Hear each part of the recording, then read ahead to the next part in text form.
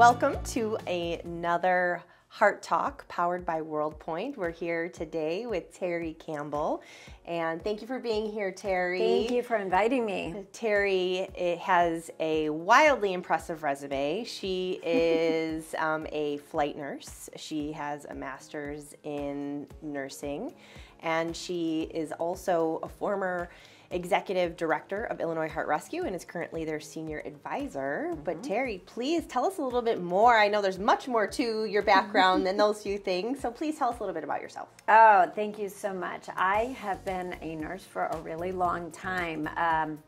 It's very humbling when I do the math, so about 38 years. One of my greatest joys, though, was being the executive director of Illinois Heart Rescue and really helping to increase survival for out-of-hospital cardiac arrest. So my clinical background is everything from labor and delivery to emergency to pediatrics, and I've been a flight nurse for the last 23 years. Okay, you're still an active flight nurse, yes, in addition to doing a lot of educating of nurses as well. Yes, correct. So what led you to Illinois Heart Rescue?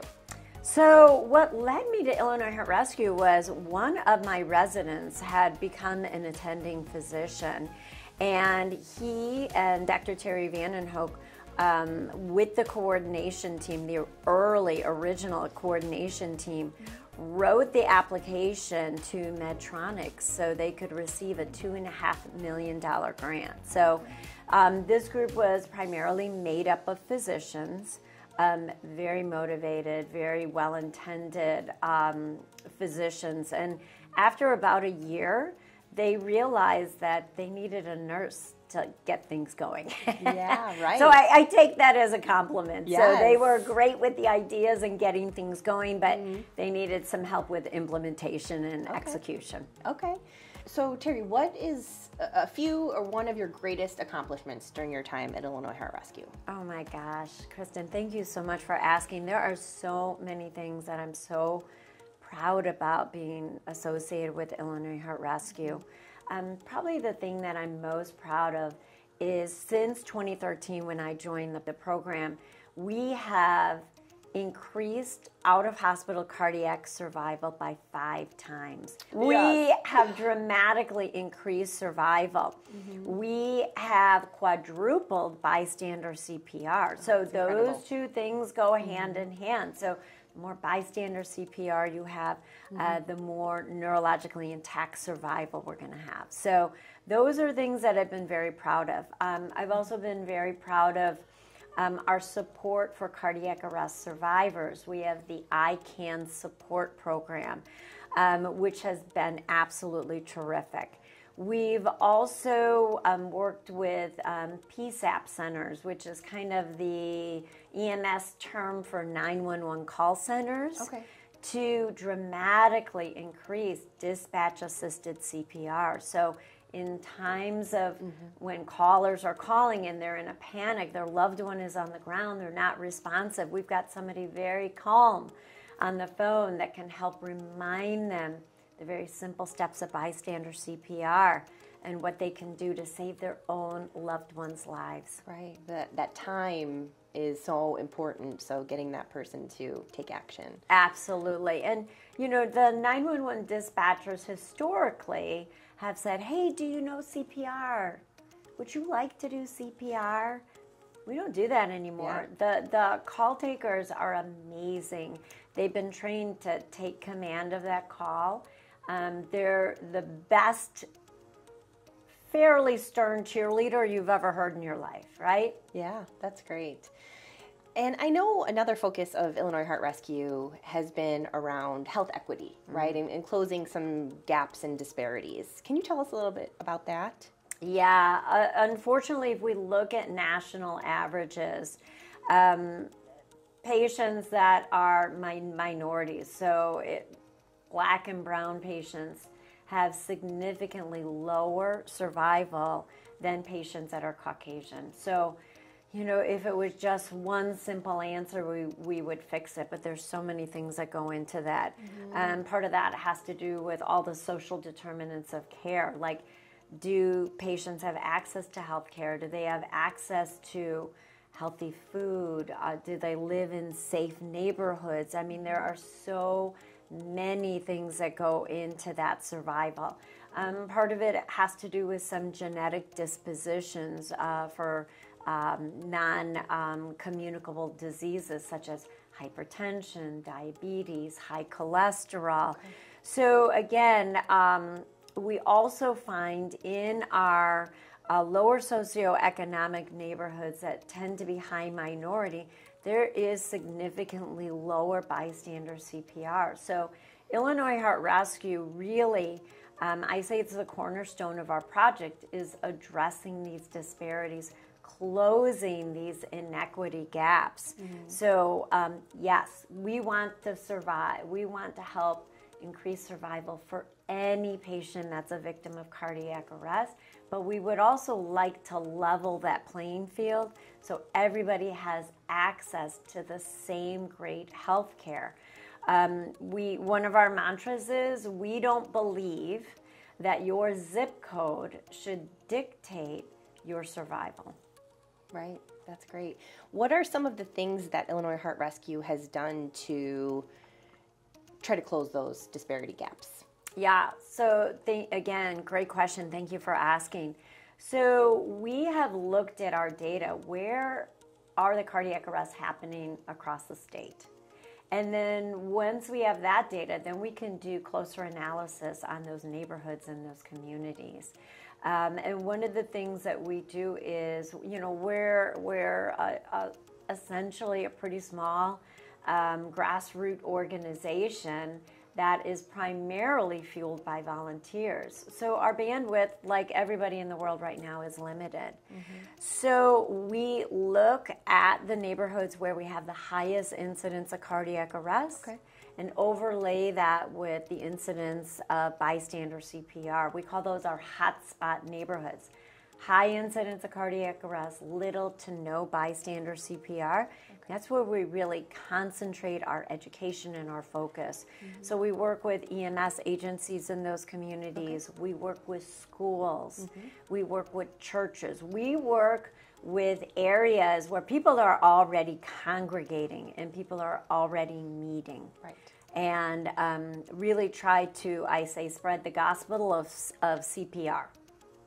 And do you find that those communities are opening with welcome arms to accept that training, and they're all in? How has the response been? You know what? It's really been kind of bipolar. Okay. Some communities are very excited and so happy that somebody's going to bring any resources and any education. Other communities, understandably, are very suspicious. Okay. So, who are you? Do you just want to do research on us? Are we just study rats for you? Why are you here? Very mistrusting that we say, hey, our education is free. Our resources are free. We're even willing to leave you CPR training supplies so you can continue to train your community. Luckily, I happen to think we're pretty charming and witty. So we've been able to win over many communities. But, this has little to do with Illinois Heart Rescue, and it has to do much more so with some pretty grievous mistrust that has come from communities long before we were involved in this project. Right.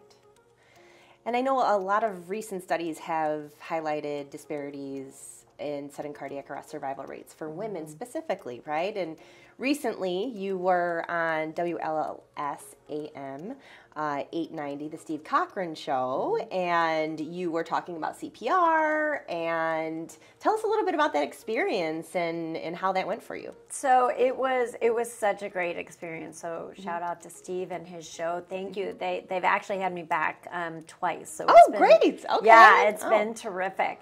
I intentfully brought a female mannequin. And again, as you mentioned, there is disparity with survival for cardiac arrest for male and female patients. So again, as we continue to do our analysis, as we continue to do research, the questions that you ask is, how much of this is physiologic? do women have different physiology than men? You know, our kind of high level is, well, not the big parts, you know. So then we look at other societal trends. So for a male patient that you don't know, or a male victim, if you see them down and you are willing to do bystander CPR, there's usually less hesitancy. Okay. If it's a female patient, rescuers are more hesitant. Right. Does this person need CPR? Should I touch them? Do I open up their clothing? Do I put my hands on their chest? So even if that delay is 2 or 3 minutes, for every minute that we delay doing CPR, there's a 10% increased risk of this patient not surviving this event. So again, minutes, seconds count when it comes to bystander CPR. Right. So we at Illinois Heart Rescue, we bring to all of our trainings, we bring light-skinned mannequins, dark-skinned mannequins, mannequins that resemble male gender, mannequins that resemble female genders. We want rescuers or potential rescuers or future rescuers to have their hands on the chest of all these patients, taking away kind of that, what we call the ick factor, and making it all about, this is our mission. Our mission is to save a life, right? And removing that delay. And it's truly not only a call to action, because when people are sitting in their living room or in a classroom, they're like, yeah, I'm going to save a life. And then when it comes to it, there can be that hesitancy. What if I do it wrong? What if I hurt somebody? Right, there's fears. What if they don't need it, right? So our education is very simple. And again, the American Heart Association, the American Red Cross, great partners of Illinois Heart Rescue. Our mantra is a little bit different. We say that we want to teach you how to save a life in 5 minutes. We want our education to be easy to retain, easy to recall, and more importantly, easy to pay forward. We want you to, every time we do a training, we're like, okay, now, Cristin, you have to promise me, pinky swear with me, that you're going to go train 5 more people. Right? Because now that you know how to save a life, do the people that you live with and love with and work with, do they know how to save your life? I love that. Yeah, that's great. Making it simple, that's so important, right? And that takes the fear away. If you can recall during that stressful moment, they can take action. Exactly. I mean, think about, traditional basic life support or BLS. There's a ratio, 30 compressions to 2 ventilations. Well, I don't know about you, but panic math is not my jam. Right? And maybe I had my BLS class 18 months ago, 2 years ago, 20 years ago when I was in high school, right? Remembering that ratio will often paralyze people. Again, they don't want to do it wrong. So our mantra of recognize a problem, call 911. And again, even that I teach to be funny. I say, because people remember humor, right? Yes. I say, look, everybody wants somebody good looking in a uniform to show up to help you when you have to do CPR, right? Yes. So recognize a problem, someone's not breathing normally, not responding if you touch them. Call 911, kneel next to them, push hard and fast in the center of the chest to the tune of staying alive. Send for an AED if there's one available, and just keep doing that until a 911 provider shows up. So again, that's easy to remember. Kids get it, right? How many of us growing up, we know what to do if we catch on fire. Stop, drop, and roll. How many people actually catch fire, right? Nobody. But everybody remembers that. So if we look at the incidence of cardiac arrest, in the United States, over 420,000 cardiac arrests on an annual basis, right? 70% of the time this happens in the home. That means the person we are most likely to do CPR on is somebody that we know and love. Right.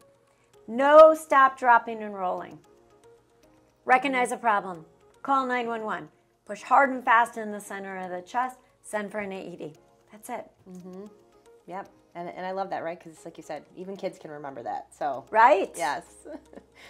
And so now that you've been bringing some mannequins out into the field when you've been teaching, right? Mm-hmm. That have different skin tones, have female aspects.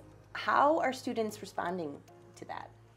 So that's a really great question. Actually, that's something that Dr. Pavitra Kotini-Shah is going to be doing more studies on, is looking at the community and seeing, is there a preference, is there a prejudice, is there a hesitancy? Mm-hmm. Anecdotally, I will tell you, kids are easy. They have less implicit bias than adults do. Sure. So you bring mannequins and you tell them, come on, we're going to save a life. Those kids are all in, right? Mm-hmm. And so we love that, and we're hoping to spread that message and that inclusivity to our older rescuers as well. Okay. All right, good. I'm happy to hear that.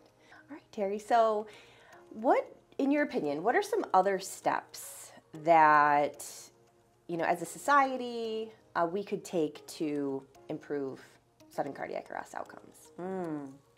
That's a good question. It's a big question, right? As a society, what can we do? So I think as a society, start granular and then move out, right? So do what you can to improve your own health status, right? Mm-hmm. Everybody knows what to do. We know that we should eat more fruits and vegetables and less candy and cookies, right? We know that we should exercise more. We know we should drink more water. We know that we should get 8 hours of sleep. How many of us, by show of hands, actually do that? Not me. But I think what we can do is take incremental steps. So set realistic goals for yourself. Mm-hmm. So instead of saying, I'm going to run a marathon by the end of the summer, unless you're somebody that's already a runner, maybe your goals are shorter. You're taking bites out of the elephant to establish habits. Mm-hmm. And once you establish those health habits, that's going to lead to better behaviors. So maybe that means that you're going to go for a walk after dinner 3 times a week. You're going to add a vegetable to your dinner once a week. So again, these incremental changes are going to really make big differences. So I think starting granular. The next layer would be improving your own education. Learn bystander CPR. Have I mentioned we can teach it to you in 5 minutes? Go to IllinoisHeartRescue.com. Shameless plug. Look at our videos. Those are the great videos on your website, yes. And you can learn how to save a life in 5 minutes. Mm-hmm. Then make your orb a little bit bigger. Now teach bystander CPR to people that you live with, people that you work with, people that you hang out with, right? So doing that, encouraging that ripple, you know, throwing that pebble in and that ripple out, yes. Looking outside of your own community, right? Looking outside of people that have your same faith values, that look like you, that have your same political views. By doing that, we can start addressing some of those implicit bias, some of those prejudices that we don't even know that we have, and that will help us to level our health despair. So how can your average individual, whether it's a healthcare professional, a bystander, how can we join your mission, our mission? How can we join? How can somebody help? So our mission is to save more lives. Right? And more than just save more lives, because I'm going to get greedy. My mission is to save neurologically intact patients, right? Mm-hmm. I want people that unfortunately have an out-of-hospital cardiac arrest. So all that means is that they're not having a cardiac arrest in a hospital. So someplace outside of that. I want those people to go back to their communities, to go back to their families, to go back to work. Our shared mission is to not have more patients that have survived, that now are permanently disabled and have to live in a nursing home or in a coma or something like that. That's not a win. A win is going back to your community, right? Going back to your family. So how can we increase this mission? We can increase this mission by what we just talked about, right? Improving your own health, improving the health around you, learning bystander CPR, volunteering for Illinois Heart Rescue. We're always looking for volunteers to help us teach bystander CPR. You do not have to be CPR certified. We will do a train the trainer course.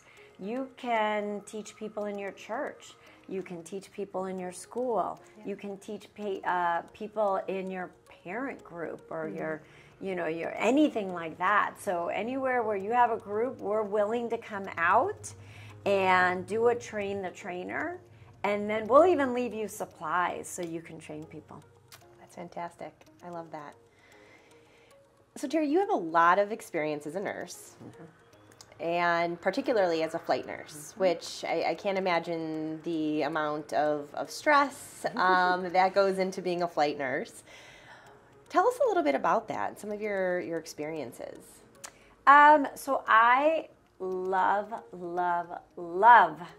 being a nurse. I feel very blessed. I think COVID sucked the wind out of many nurses and many healthcare professionals' sails. And I honestly, I wake up every day, part of my gratitude prayers is I'm so grateful that I became a nurse. So that's the first thing. I love what I do, and I'm a big cheerleader of being a nurse. So being a flight nurse, yes, it can be stressful, but it's way less stressful when it's other people's emergencies and not my own. Let's be 100% honest, right? Sure.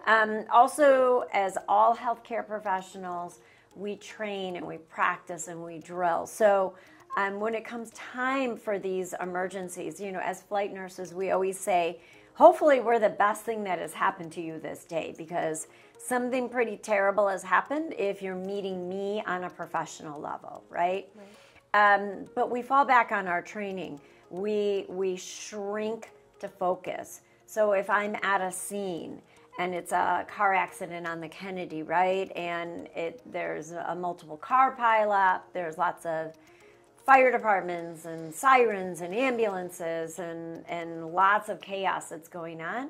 Our training brings us back to focus, airway, breathing, circulation, and not that we're robotic, but it keeps us very organized and very systematic, so we can address problems, we can intervene immediately, and then move on to the next thing. At the same time, as a flight nurse, I am going to have patients that I know will not survive. They might not survive my transport, or maybe they'll survive to get to the hospital. I still find great satisfaction in my role, even though I know these patients aren't going to survive, because I literally, not figuratively, literally ensure that all my patients feel safe, they feel warm, I take away their pain. I still feel like I'm contributing as a nurse, and even when I meet these family members on the other end, if their family members don't survive, I can bring them some peace and some closure, saying that, I held their hand, I talked to them, your loved ones weren't alone. So, right. Oh, that's beautiful. So that sounds like great advice for new nurses as well. Is there other advice that you tend to give to incoming nurses, or maybe even just more experienced nurses who are looking to take that leap into doing something more advanced, like being a flight nurse? Right. So this advice is a little bit more general, not just for nurses. I work with nurses, paramedics, residents, physicians. My advice is push yourself out of your comfort zone. I think that is one thing that really leads to burnout with healthcare professionals. We were talking a little bit off camera. I was the executive director for Illinois Heart Rescue for 9 years. I loved it. And also I was getting burnt out. I felt like I was looking at the Rubik's Cube of cardiac arrest for 9 years, and I was losing novel optics. So I made the decision that we needed a new executive director, someone who had a different background than me, someone who had a different vision, different skill sets. And so that's why we brought Courtney in, and she's been doing a terrific job. So my advice is, when you're starting to feel crispy around the edges, or even before that, take that leap of logic. Be brave. This is one of my favorite new memes. Be brave enough to do something that you suck at. I love right? that. That's great. Be brave enough to push yourself out of that comfort zone. And that is really hard for experienced clinicians. So thank you for bringing that up. Because this advice isn't just for new nurses. Because new nurses, new paramedics, new residents, everybody's overwhelmed. Right. Everybody feels like they suck at everything, right? So once you're there for a little bit and you're starting to get your sea legs, right? As a new clinician, you need to get steady on your sea legs. Learn your skill, learn your craft, learn your art, and then push yourself out. I think that's really important. My second piece of advice is I have a personal mission as a healthcare professional to remove shame associated with knowledge deficits. Okay. Because I find that with healthcare professionals, particularly old seasoned clinicians like myself, right? I can't tell you how many times I've thought to myself, oh my gosh, I should know that, or I used to know that, or oh, I never knew that, right? Those feelings are associated with shame. And so healthcare professionals, at least I can speak to them because I am one, then are hesitant to ask questions. They're hesitant to continue their learning and to continue their growth because they don't want to look like they don't know what they're doing. Right. They're still phenomenal clinicians. Right. But everybody has an opportunity to up their game. Sure. So that's my other piece of advice for anybody whose last name is healthcare professional. Remove that shame. If somebody asks a question that they should know, that's not your retort. Your retort is, I'm really glad you asked. Let's talk about it, because I bet you there's other people that have that same question. Yeah, that's great advice. Thank you. And, I had the honor of getting to meet you about five years ago now. Gosh, where did that time go? Right. And it's always been so clear how much passion you have.